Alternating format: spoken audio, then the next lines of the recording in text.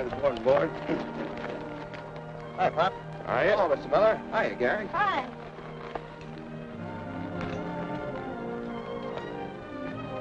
You ain't fixing to go into the roping, are you, Pop? I sure am.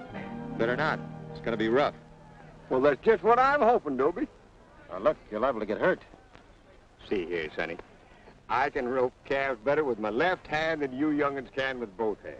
Now, look, Pop, we mean it. We know you're good, but you're not as young as you used to be. After that tumble you took the other day... Listen, that wasn't my fault. And I didn't get hurt nohow, did I? Maybe not, but it shook you up plenty. This is the last day. No use crowding your luck. You get pitched off and it's liable to break you in two. Listen, Bob, I've had so many bones broken I'm practically glued together. Now, all you young'uns have to do is to take care of yourselves and keep out of my way when I get in there. Here you are, Brian. It's gonna be a cinch for you, Pop. They're just scared you're gonna beat him. That's the spirit, Gary.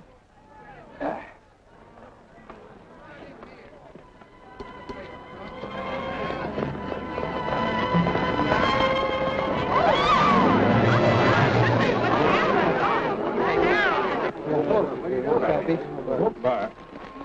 Bye, my boy. Bye. His leg is broken. He'll have to be destroyed. No, no. No, I won't let you. No, it'll have to be done, old man. Don't you understand why we can't fix a horse's broken leg? No, I won't let you. Don't let him do it, Pop. No, I won't, Gary. Look, mister, don't you understand?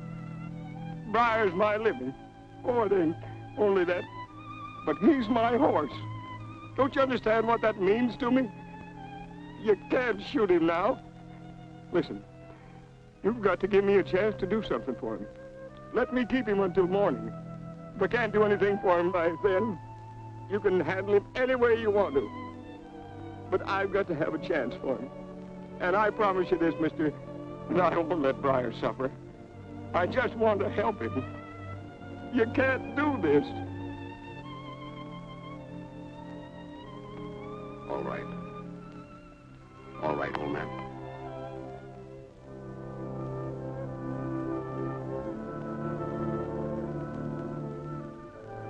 Now, you're gonna be all right, Briar. All you have to do is just take it easy, sure.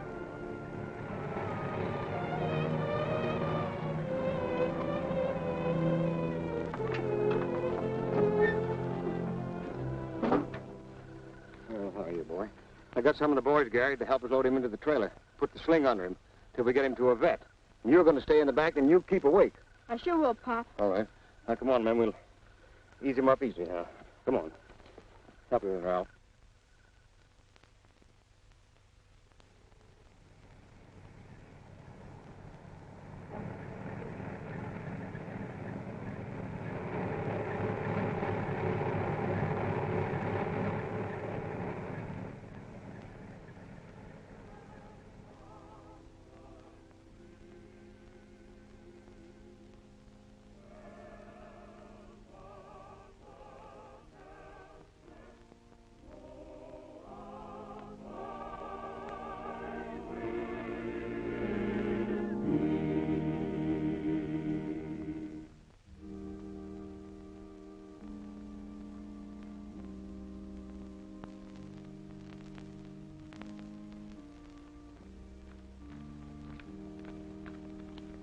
Goodbye.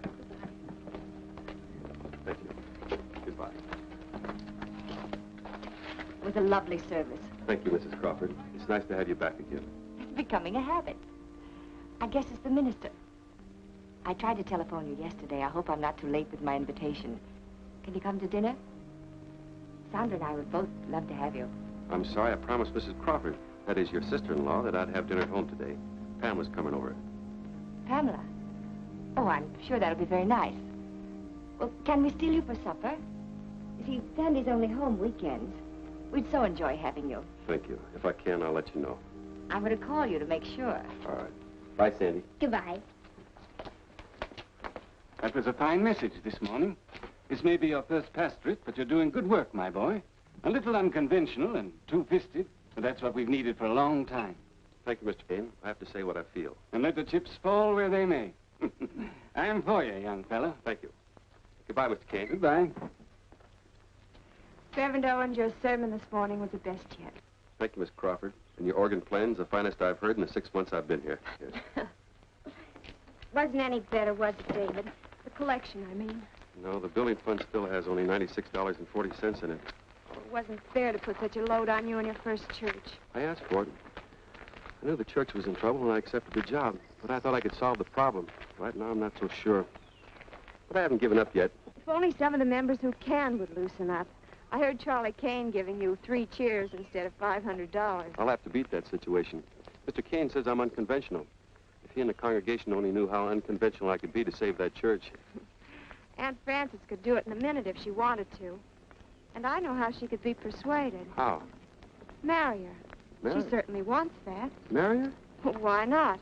She's young and loaded with money. Which she guards very carefully. Except when she wants something. And she wants you. There must be a less drastic way than that. And besides, I don't like you trying to marry me off. I was in hopes you'd. Still, it is a solution, and she is beautiful.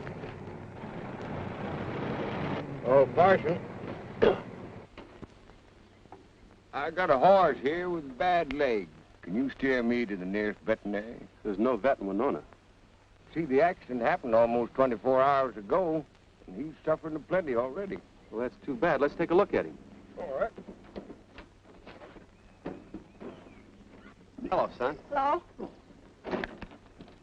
What seems to be wrong with him? Well, I was contesting down at the Toulouse rodeo. Kind of got jammed up a little bit. Rodeo officials said he'd broke his leg and they wanted to shoot him. Of course, I couldn't let him do that, so I sneaked him out until I could find somebody to help me take care of him. Of course, he may not walk as good as he used to, but better than letting him die. Yes. Let's take him to the backyard and see what we can do for him. They said his leg was broken?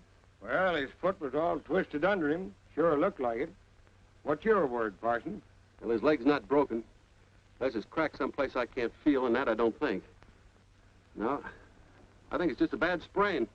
You know about horses? I've been handling them all my life. I was raised on a ranch. My father was a veterinary. Well, then I'd say that you were just a godsend to us. Keep him off his feet for 5 or 6 weeks, and he'll be as good as new. You mean that, Parson? I'd bank on it. You had dinner yet? No. Oh, we figured to eat after we got Briar fixed up. Pamela, ask your mother to hold dinner for a little while. Have her set 2 more plates on the table for our guests. Of course. Oh, but, Parson, we can't Sure let you you can. As long as you show your appreciation by eating a lot. Well, that won't be very hard to do. Didn't you tell me that there was a vet over at Dorchester? Yes, but we got plenty of room for him right here. What, you mean that you'll keep Briar here? And that you'll treat him? Well, sure. We'll find a place for you and Gary, too. Well, that's mighty swell of you, Parson. We can't let you do that, because you don't know us. We're just a couple of tramps, at least I am, following rodeos, picking up a little bit of change. Or we could be anybody. Yes, you could be, but I wouldn't worry about that. And there's another thing. Briar getting himself bunged up this way just as I was starting to win done me out of my prize money. I ain't got over about 10 or 15 bucks. Who said anything about money? I know that you don't make too much. And try and spread it over the 3 of us. You know, Pop, as long as you're trying to do the right thing, you don't have to worry about what anybody says. You never have to worry about where the money's coming from. I guess you're right at that, Parson. We could rig up a sling right there in that garage. I don't have a car anyway. And after dinner, we'll send Gary up to the drugstore for some medicine. That's mighty fine of you. Come on, I'll help you get him out of the trailer. All right.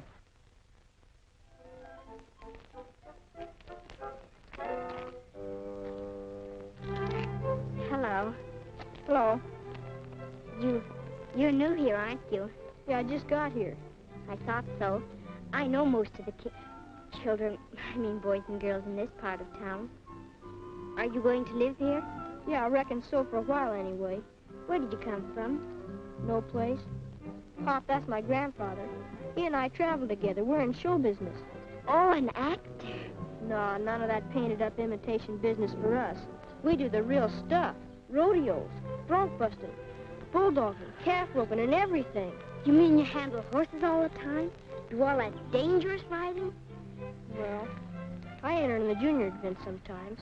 I've been riding since I was 4 years old. Well, that must be wonderful. I love horses. I love everything about them. Do you have any horses of your own? Do we? We've got the greatest horse in the world. He's a thoroughbred, a champion. And you're really going to stay here in a sleepy town like Winona? Why? Well, Briar, that's our horse. He had an accident yesterday at Toulouse. He hurt his right foreleg. We're going to stay here until he gets well. Gee, I'd like to see him. Would you? Come on, I'll show him to you.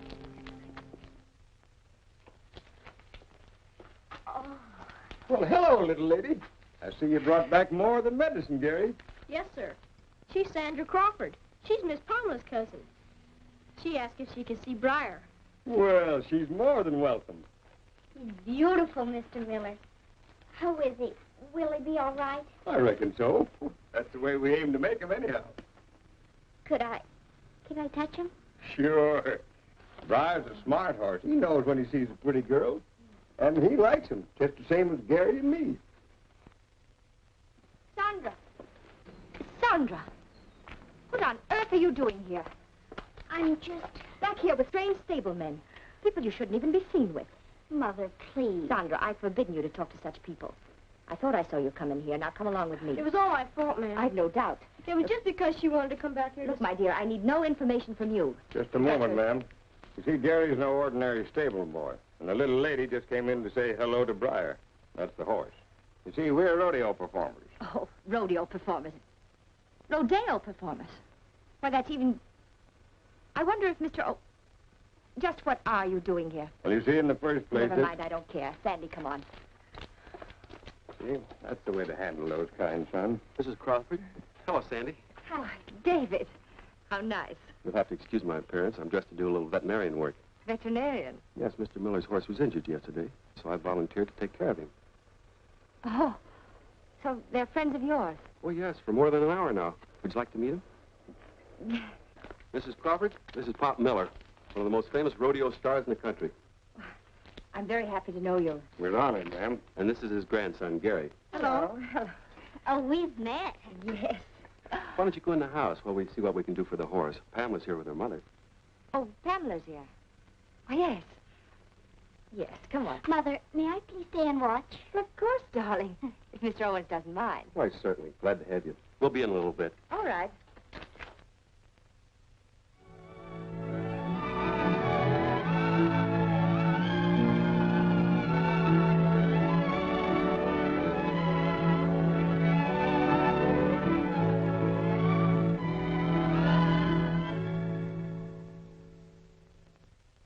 Hello, Pop. Evening, Parson. I see the church trustees are here already, but I thought I'd drop by and say hello to you and Briar.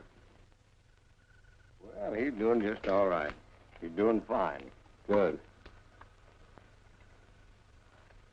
Something bothering you, Pop? You know, Parson, I've been doing a heap of thinking.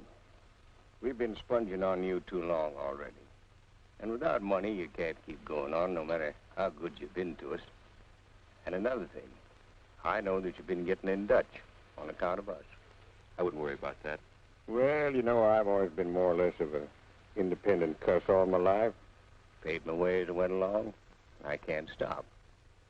Besides, I figured out a way to fix things up. How?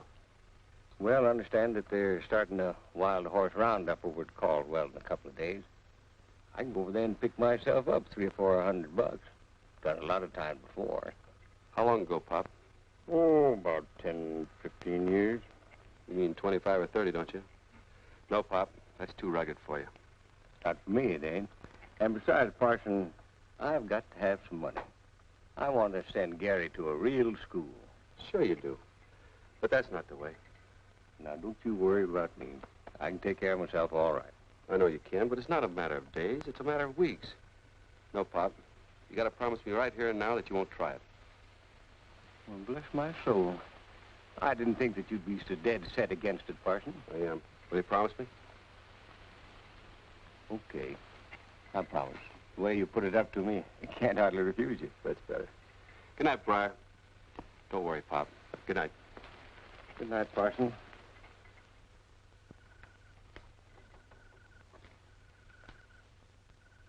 Boy, it looks like it's going to be tougher on you than it is on me.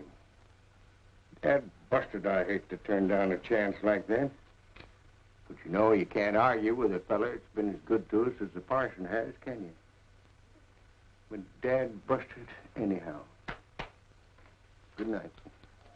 Pastor, the Board of Trustees is solidly behind you, but very little disturbed.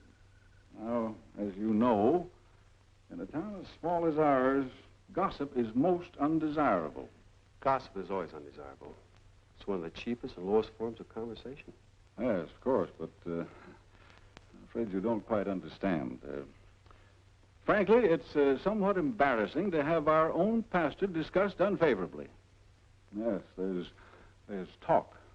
Not only of your close association with people who are, well, little more than vagabonds, circus followers, if you will, but that you keep them for weeks here in the parsonage. Precincts which, well, in a sense, should be considered almost as sacred as the church itself. Pop Miller and Gary certainly do not desecrate it. And I plan to let them stay as long as they need help. That, gentlemen, is my decision, and I plan to stand by it. I'm disappointed and sorry that you disapprove. This boy, he should be in school. Pop Miller knows the educational laws. He himself instructs Gary and sees that he studies. From what we know of him, he's hardly qualified as a teacher. But all this discussion is ridiculous. Yes, it is.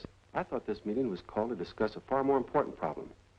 One that reflects more discredit upon you men on the Board of Trustees than the presence of an old man does upon me. Now, just a moment, Pastor. In a few weeks, we face the loss of our church for one of a few $1,000s. I think it'd be much more to the point if you gentlemen concentrated on that problem, rather than whether I gave a helping hand to a small boy and a man who needs it. Promise and no promise. That night's settled. Good night.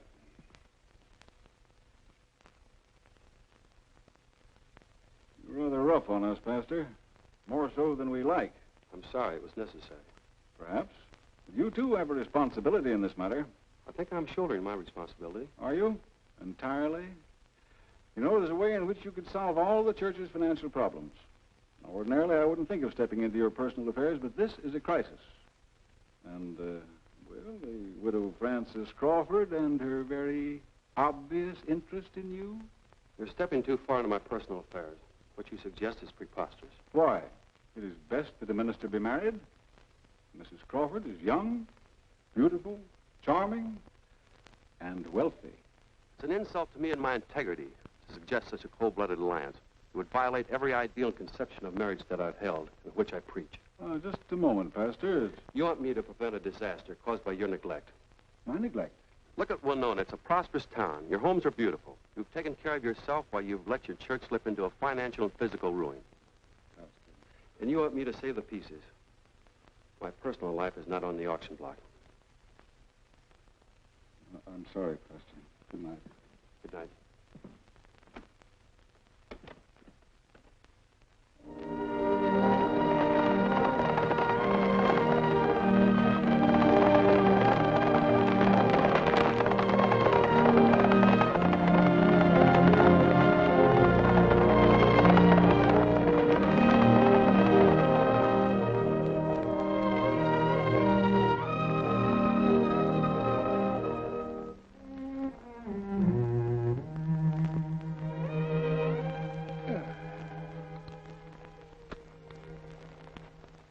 Let me help you, Pop. Oh, thanks, son. Don't you think you've had about enough? You've taken a tough beating the past couple of weeks. You're all beat up and tuckered out. Oh, I'm all right. I've been in more wild horse roundups than you got years. Well, I wouldn't doubt that, but you'd be smart if you quit now and went home. You've made yourself a few dollars. Well, not many. Not near enough. I'll take it, Pop. No, it's fine. I'll take it, son.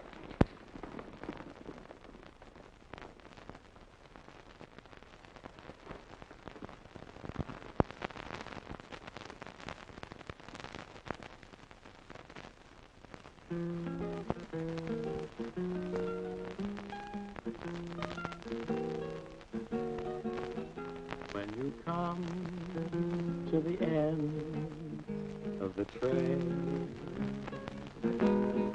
and settles down in the west, shadows get along, night birds sing their song. It's time for a well-deserved rest. Pretty soon, little stars will say howdy. Then the man in the moon tells a tale. Skies nevermore will be cloudy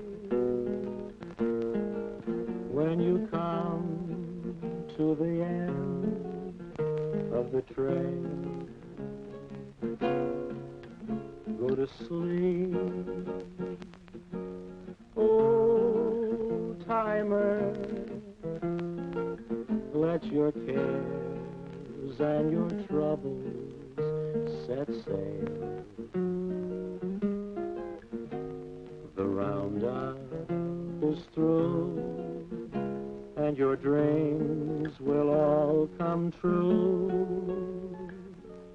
when you come to the end of the train.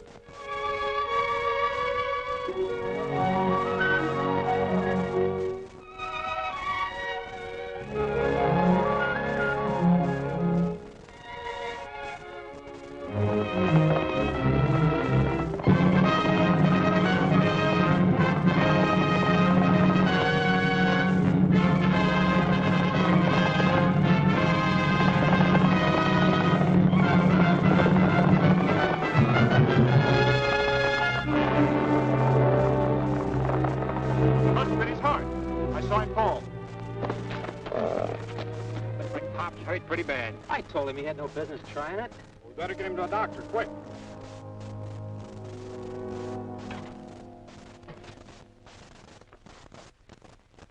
Dear Gary, it's a swell roundup. I'm doing great and having a swell time. Tell the parson I'm sorry I broke my promise, but I couldn't help it. Be a good boy. See you next week. Pop. Mr. Owens! Mr. Owens! Why, his leg's as good as new. Is he really all cured? It's a card from Pop. Oh, Sir, that's good news. gosh, won't he be tickled when he sees Briar's well again? I can hardly wait until he gets back. And he feels the same way. You can bet on that. Can I really ride him today? I don't know why not. We've thrown the sling away. I'll help you saddle him. He's beautiful. The most beautiful horse I've ever seen.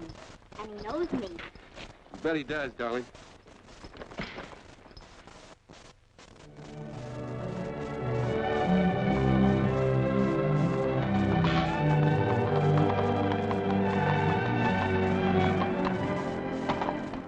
Tell us where to find a doctor in the house of a preacher named Owens?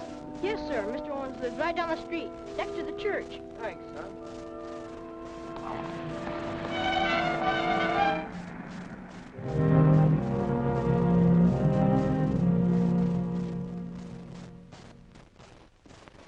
What are his chances, Doctor? Pretty serious. Here are the x-rays, Doctor. Better go in there and keep an eye on the patient.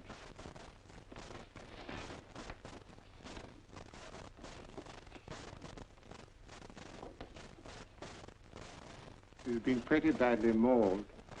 The main trouble is his heart. Of course, he's got a chance to live, but it's a very slim one. He needs an oxygen tent and some special equipment as soon as possible, but this equipment is not to be found here. They may have it in Dorchester. If not, we'll have to send to Langdon for it. Let's send for it immediately. I will. But of course, you understand that with equipment of this type sent from outside, substantial payment would have to be made when it is delivered. How much, Doctor? In the neighborhood of $150. I see. The money will be here when the equipment arrives. Very well. I'll see to it at once. Thank you, Doctor. What's the matter? Who's sick? It's Grandfather. He's hurt. Your grandfather had an accident, Gary. Dr. Clark's doing everything he can to make him comfortable. I want to see him. He's sleeping now. We must not disturb him, boy. Thank you, Doctor. Gary, get the doctor's hat, will you? Goodbye, Doctor. $150. Where are you going to get it, David? At the moment, I don't know. Yeah, I wish I could help, but it's only a wish. So often the people that are fine and wonderful, like you, Like me. it's the generous ones who want to help and can't, while those who can, Like Aunt Frances. yeah, she's probably more against Pop than anyone else. But she's not against you, David. No, she isn't. I think I'll make a loan from your aunt.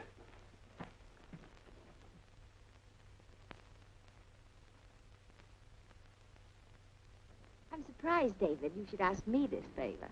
I'm not asking a favor, Mrs. Crawford. I'm requesting a loan.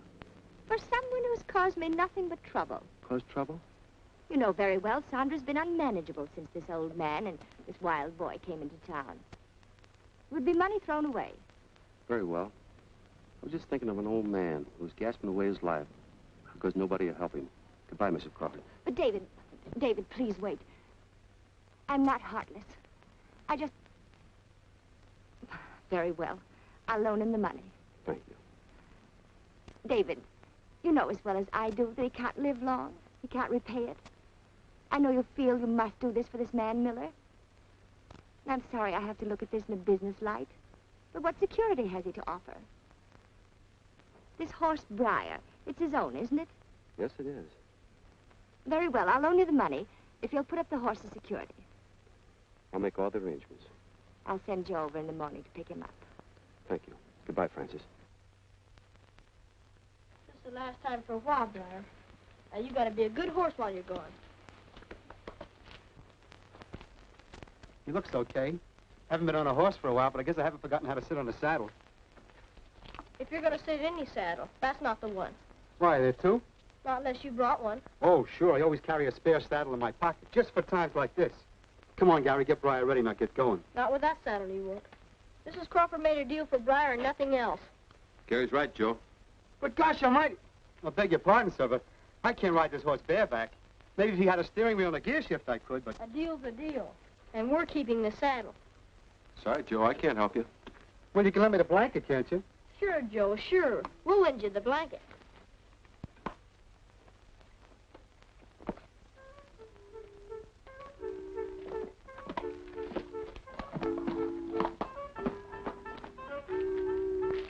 Gary, you know Briar won't let Joe ride him without a saddle. Yes, sir, I know it all right. But he shouldn't be riding my horse. Supposing he falls off and gets hurt. Oh, Joe won't get hurt. He might get a little tired. But in that case, he can always lay down on the blanket.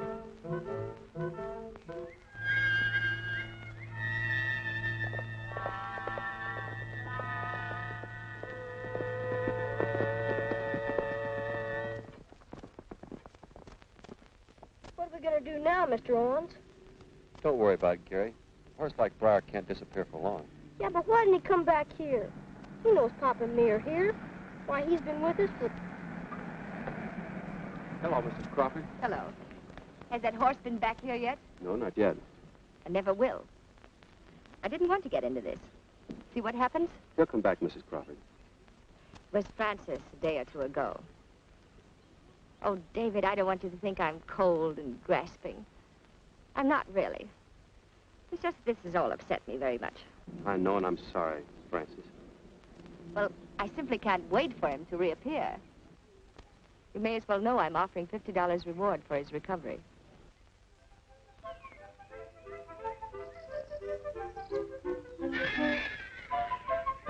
It's Briar!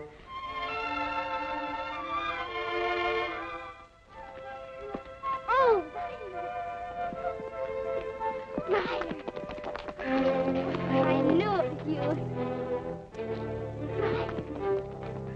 It's Briar! Oh, is this yours? Oh, what a lovely horse. Oh, beautiful.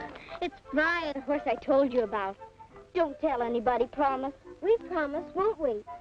Sure. But what are you going to do with him? Take care of him. Right now, I'm going to ride him. Help me. Sure I can. Remember your promise. Don't tell anybody. Not anybody. Where are you going? Oh, a special place where nobody will find him. Let's go, Briar.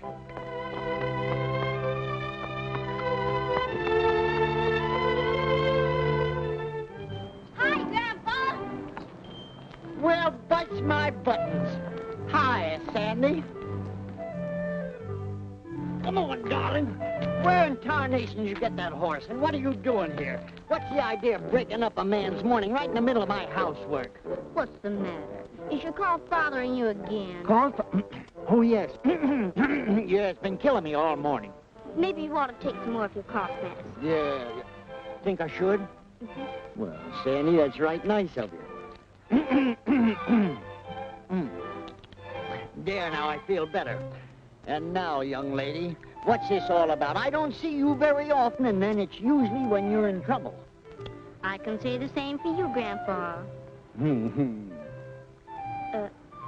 Grandpa, I know how you can make $50 very fast. $50? But I wish you wouldn't. Well, now, I'm a mite too old to wrestle anybody, Sandy. If you want to make it, all you have to do is take Briar back to Mother in Winona. Back to Mother? Don't tell me you rode that horse all the way from over there. Of course not. I found him just a little while ago. Oh. Mother's offering a $50 reward for its return.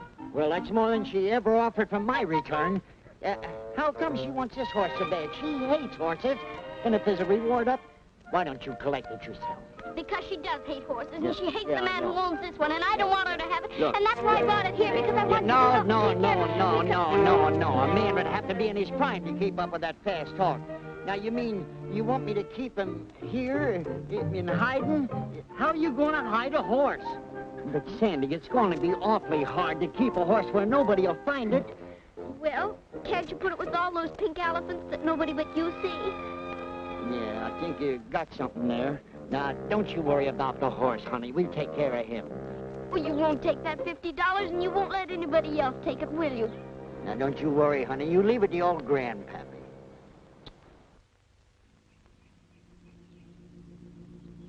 Pop Miller had countless thousands of friends in all parts of the country who would wish to be here if they knew of his passing in this, a community where he was a stranger. So in their name, we few who've grown to know him and to love him, pay him this last homage. Grateful for the brief hour of friendship that we spent with him. And as for Pop himself, he can truthfully say, I put up a good fight. I've finished my course and I'm rolling home. I've kept the faith. Henceforth, there is laid up for me a crown of righteousness. Amen.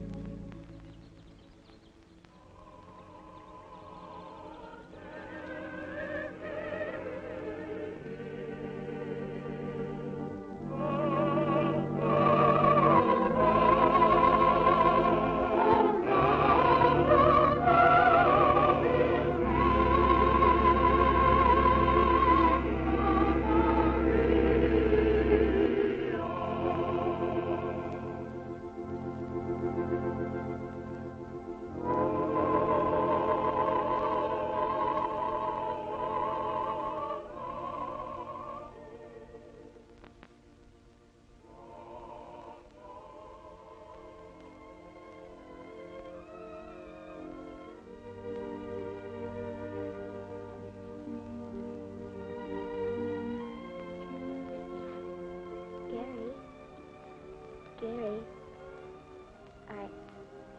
I had something to tell you. I didn't have a chance before. What? Pop would like to know this, too.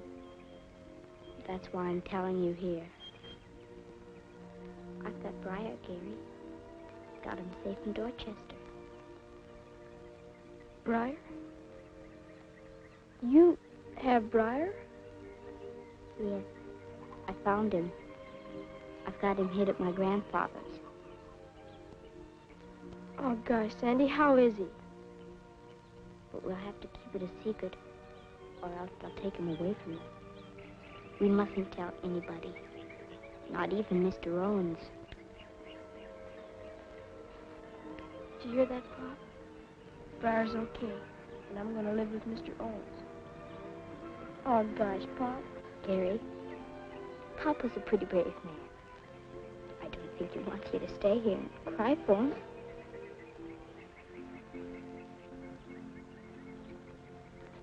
So long, Pop. I'll be back to see you as often as I can.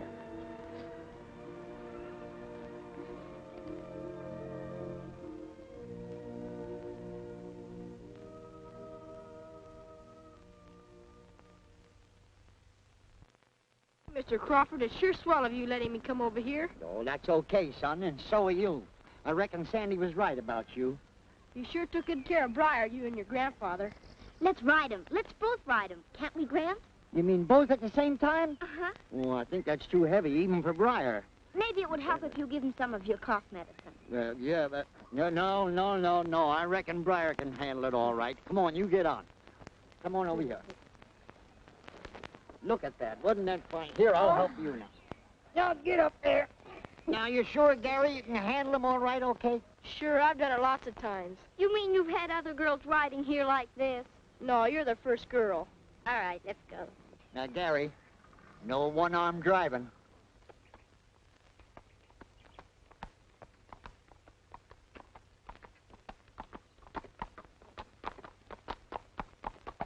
You know why I sent for you, Gary? Sure, to see Briar. That's only part of it. I had to talk over something with you. Something awful serious. What is it? You won't be able to pay Mother the money on time, will you? No.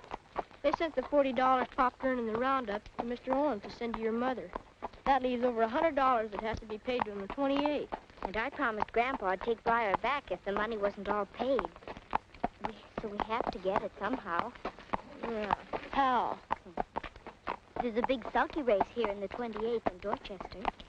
And if Briar could win that, the first prize is $5,000. That would pay back Mother and leave you a lot besides. Then I could pay for that church debt that Mr. Owens so worried about. Well, not exactly worried. He never worries about anything.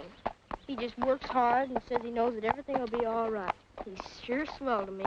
Wish I could do this for him. We have to, Gary, and we mustn't tell anybody.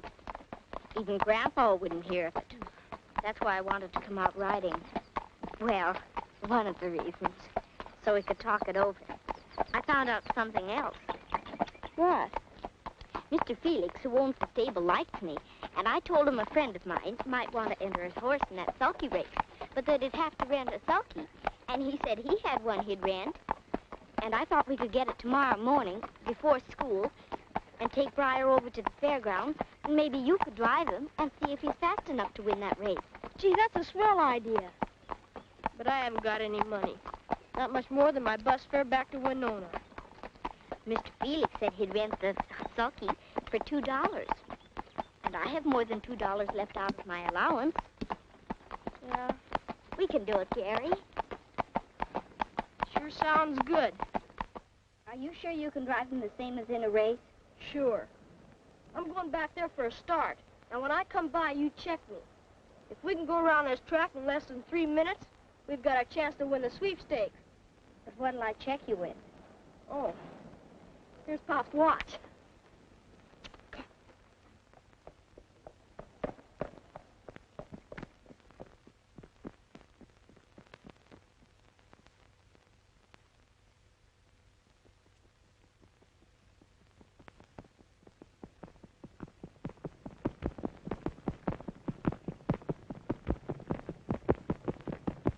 One minute.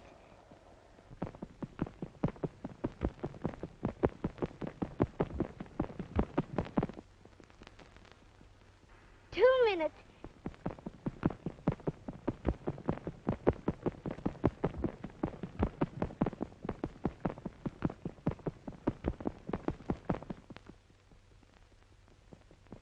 $2.20. $2.25. He did it.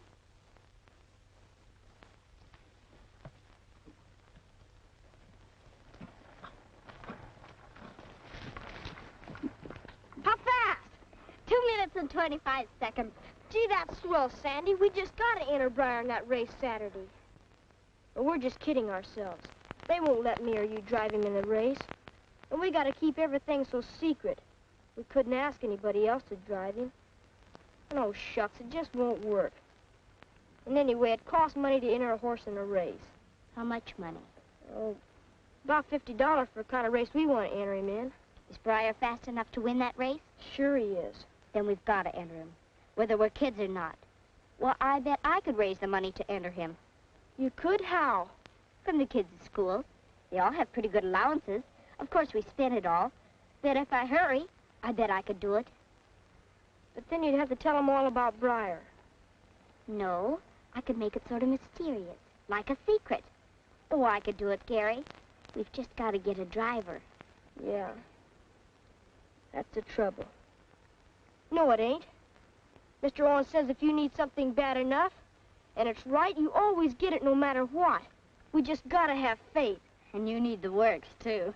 You're right, Sandy.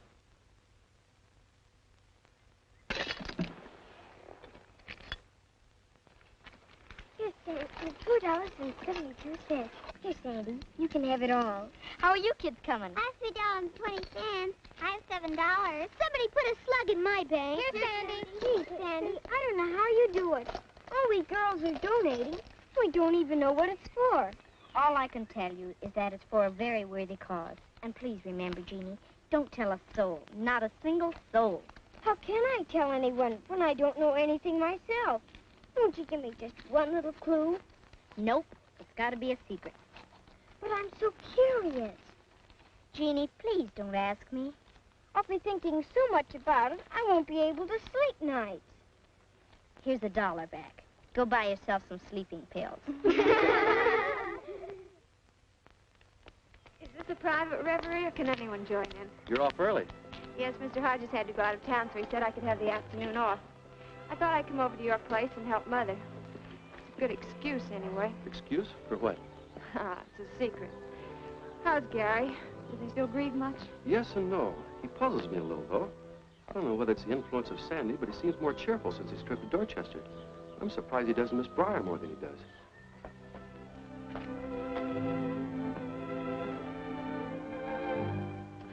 Maybe he's reconciling himself to the inevitable.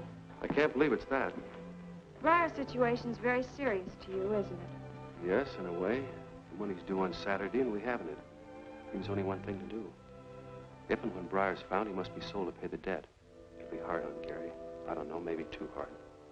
What is it, David? I've been walking for an hour trying to decide what to do. You can't always solve your problems the way you want to. Sometimes it's the way you dread. But if it's the only way, what can you do? You mean there is a way that you know of one to solve it? Yes, I've known of it for some time. In fact, we both laughed about it. Oh. You mean you're going to ask Aunt Fran to... If I only cared about her, but I can't let the church go under if it's up to me. When the church moves from this corner, it should be to a bigger church, from necessity, not to makeshift quarters from poverty. Marriage is a very sacred thing, Pamela. You'd make it sacred, David. I've thought this out day after day, night after night, trying to decide what to do. I have an ideal of marriage, one that I hope someday to realize, but this, everything in my mind, everything in my conscience tells me it's wrong, but is it? Is it just selfishness prompting me? Why do you talk to me about this, David? Because you're the only person in the world I've ever wanted to talk to about love and marriage. Pam. Oh, David. Here's Aunt Fran. I'll be in the kitchen.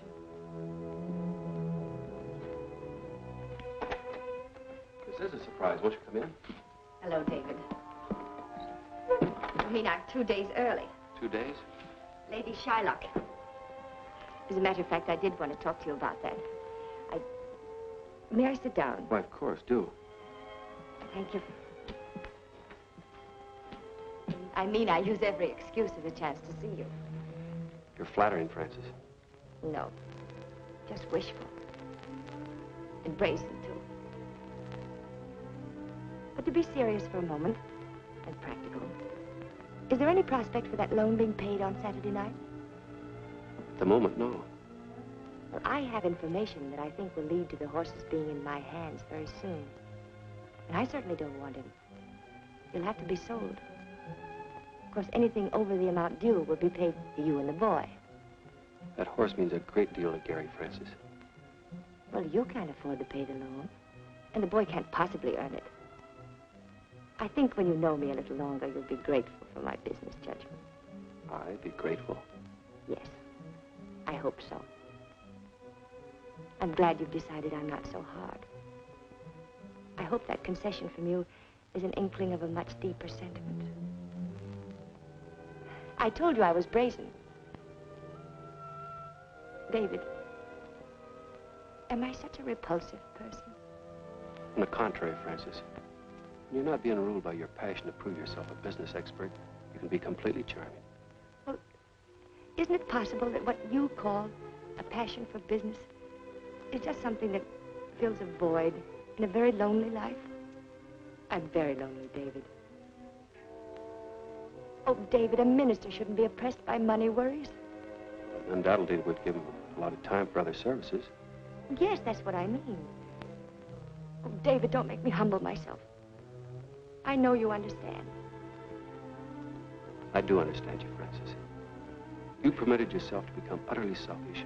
You gauge everything in terms of what you want and what you can buy to satisfy yourself. I didn't come here for a lecture, David.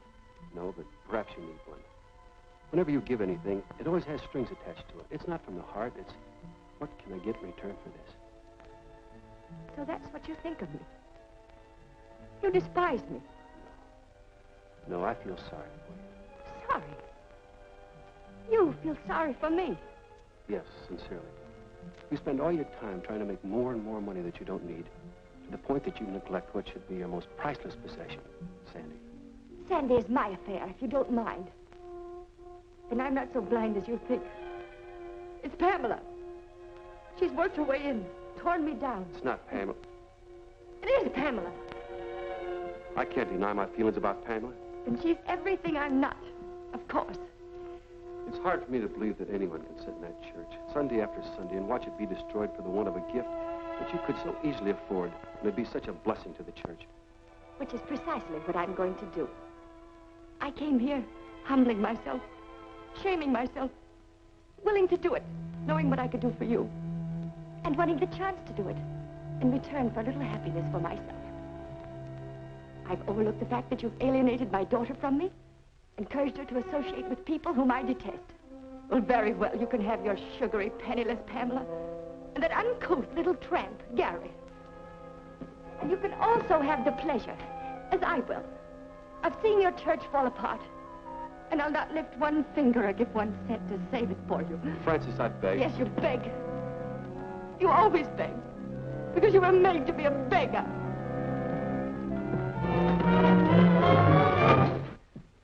David. I'm sorry, David. We both got to try to help her, Pam. I'm afraid she won't accept much from either of us. I think for a moment I almost asked her to marry me. You know you would have broken my heart, don't you? No, but... Oh, I'm sorry, Mr. Owens. I didn't mean to interrupt, but could I see it for a minute? It's awfully important. And Pam, it's very private. Oh, I see. I'll give you exactly 5 minutes. Gary, let's sit down and have a little talk, huh? I saw Mrs. Crawford drive up. I had a hunch, so I listened to nearly everything she said. Gary. I know, sir. But Mr. Owens, she's Sandy's mother and all. But she ain't like Sandy. And oh, gee, Mr. Owens, she was crowding you. I just have to tell you right now. Gary, what are you talking about? Friar, sir. He's not lost. Sandy found him in Dorchester. She's hiding him at Grandfather Crawford's. That's why she told me to come up there, so I could see him. In Dorchester, Sandy? Yes, sir. Briar's entered in that race Saturday. Sandy raised enough money for the entry fee. And I tried Briar out myself. He did the mile in 2:25, the first time out. And I know Briar can win, sir. But we haven't got a driver yet. But we'll get one somehow. And I know Briar can win. And then you won't have to. Gary, you and Sandy are priceless. But Briar should have been returned to Mrs. Crawford. No, sir, he shouldn't. He's got to run that race, win that money, and help the church. That's why we did it, sir. Gary, maybe our cause is big enough that we can keep him for another 2 days. And I hope as much as you do that you get a good driver. Gosh, Mr. Owens, you're the best there is. And that sure takes a load off of my mind. Yeah, it puts a new one on mine, but I'll see if I can't carry it. You and I'll leave for Dorchester early in the morning. Gee, that's swell, Mr. Owens. Now I've got to do some more work. I'll see you later. Bye, Gary. We'll have to tell Sandy's grandfather about everything. Yeah, I suppose so. But he's on our side anyway. That's what I thought. That's why we shouldn't keep any secrets from him. That'll give us a whole day to find a good driver for Briar. With you taking it over, I know we can find one, Mr. Owens. Sandy and I sure didn't know what to do. I couldn't stay here, but she's smart, but she's also pretty young. Don't you underestimate Sandy. She's done pretty well. Yeah. Hey, look, there's Briar. I wonder who's driving him. Hey, Sandy! Come on, Grandma, come on! Hi, Sandy. Hi, Gary. Who's that driving Briar? It's Gramps. Isn't he doing swell? Sure is. Hello, Mr. Owens. Hello, Sandy.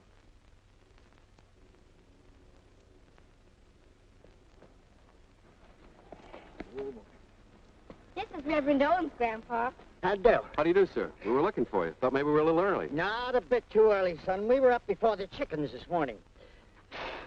I thought we'd be early enough to see some of Grandpa's green snakes and pink elephants. No. That's a little story for the children, you understand. What kind of medicine is it? It's a special prescription. I think I understand. We've got a driver, Gary. Grandpa. He knows all about everything, and he said he'd do it.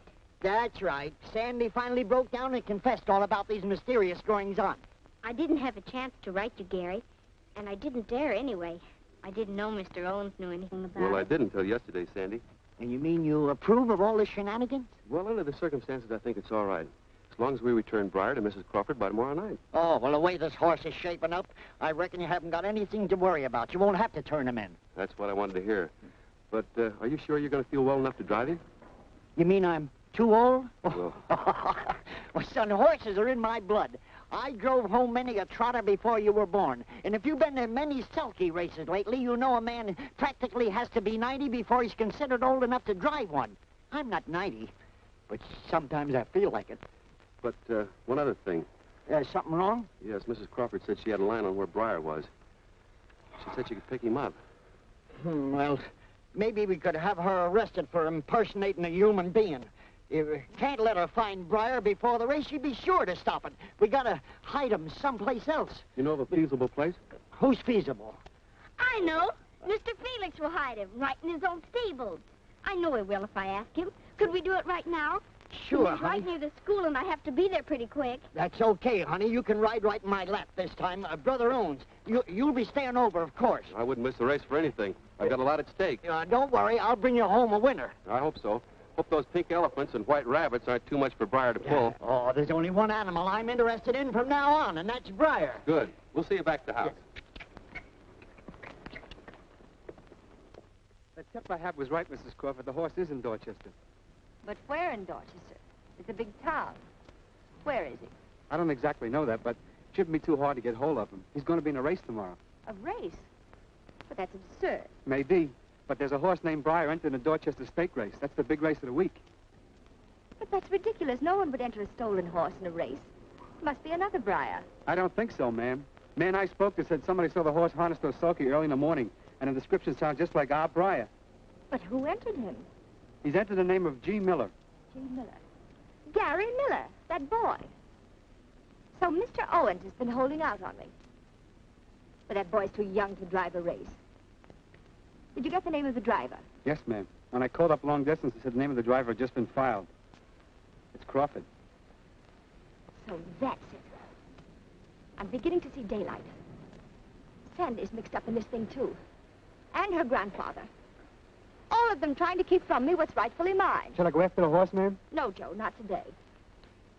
I'll go up tomorrow. So that's why Sandy wanted to stay there over Saturday. Yes, Joe, we'll go to the races tomorrow. We'll put a stop to their little game just before the big race. I like surprises, Joe. I'll pass out a couple. The whole thing is a low, cheap double-cross. People should know better than trying that on me. I think you're right, ma'am.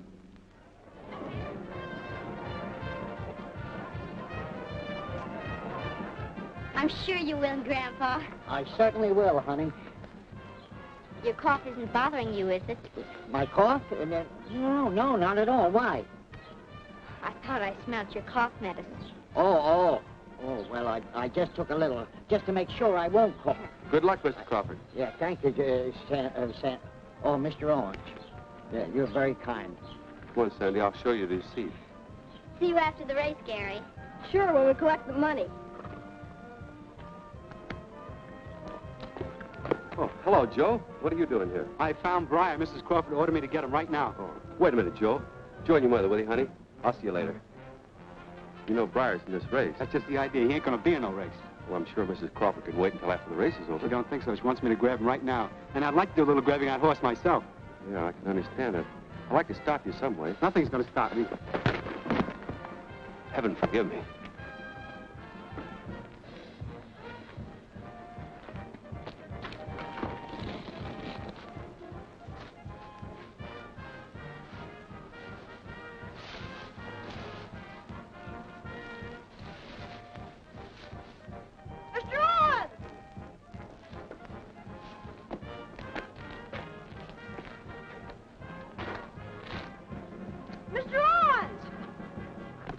You better come quick. Mr. Crawford's awful sick. Mr. Crawford. What happened? That's what I want to know. What happened? Nothing happened. I got a turkey on my head, and I was just giving him a drink. I'm afraid Mr. Crawford won't be able to drive today. Oh, gee. He's a pretty sick man. Oh, who's sick? I never felt better. The way I feel, I could run a race without a horse and win it. Next race, the Dorchester Stakes. Winner's purse, $5,000. Here, give me a hand, Jerry.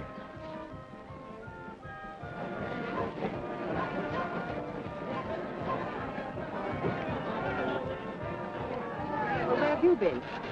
Oh, just around. Last call. All entries in the Dorchester Stakes on the track, please. Last call. Briar, Miller entry. Owen's replacing Crawford. Crawford took suddenly ill. Owen substituting for Crawford, driving Briar.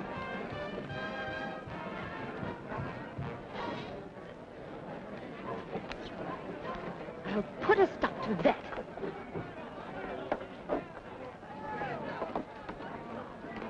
Joe, what on earth? Well, I met Reverend Owens. He asked me where I was going. I told him I was going after Briar. Nothing would stop me. But he did. Clipped me on the chin.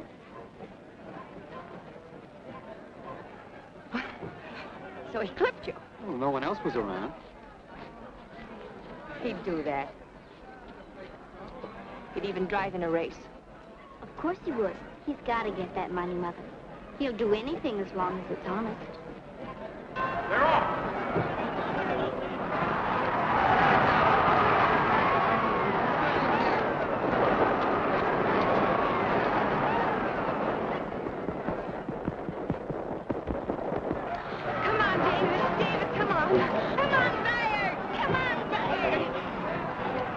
We sure got something, Mrs. Crawford.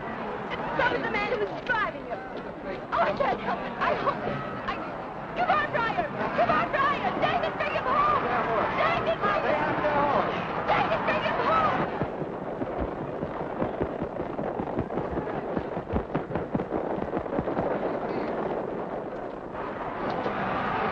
Come on, David. Come on, Briar. Come on, Briar. David, bring him home.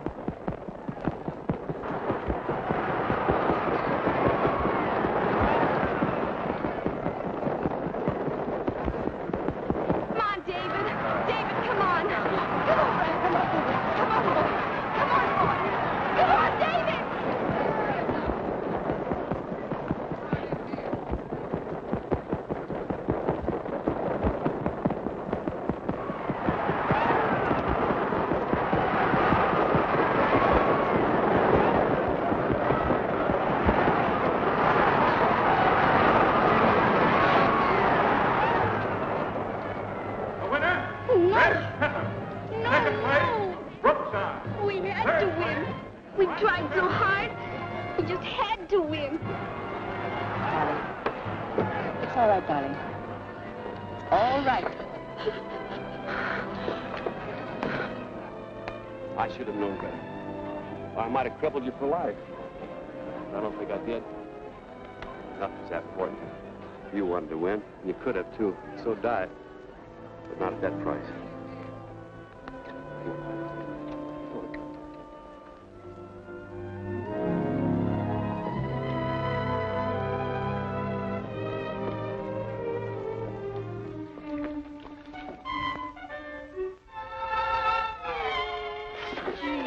Give him a rub down, will you? Who, me? How do you feel, Mr. Crawford? I feel fine. Give me that cap. I'll show you how to win a race. I'll bring you home a winner. Oh, David.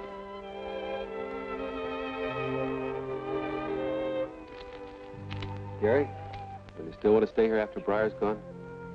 I never want to go anyplace else, Mr. Owens. All right, I'll go ahead with the adoption. Yes, sir. I'd sure like you for a dad. I'll try to make it up for you for Briar. Time heals a lot of things. It's worth it. It was for Pop that we're losing Briar. So it's okay, Mr. Owens, honest. How is he, Gary? Oh, he's just fine. I've been giving his leg a rub down to make sure. You know, the vet said that Mr. Owens stopped just in time or he'd been lame. Yes, I know, and he must never race again. Oh, that's all right. He won't mind if he can just stay around. Hello, everybody. I thought I'd find you back here. Hello, Sandy. How's Briar? Oh, he's just fine. When you get him over to your house. Well, what? Oh, Reverend Owens, my mother sent me back to give you this. Thank you, Sandy. Pamela, she's paid off the church debt. It's work paid in full. And she wishes us the best of luck. It worked, Mr. Owens. It worked. It always works, Gary. What does that mean, Cousin Pamela? Are you going to marry Reverend Owens? Yes, dear. Oh, that's wonderful. And are you going to adopt Gary? Just as quick as we can. Then Gary and I will be cousins, won't we? That's right. I think it's a pretty good idea myself.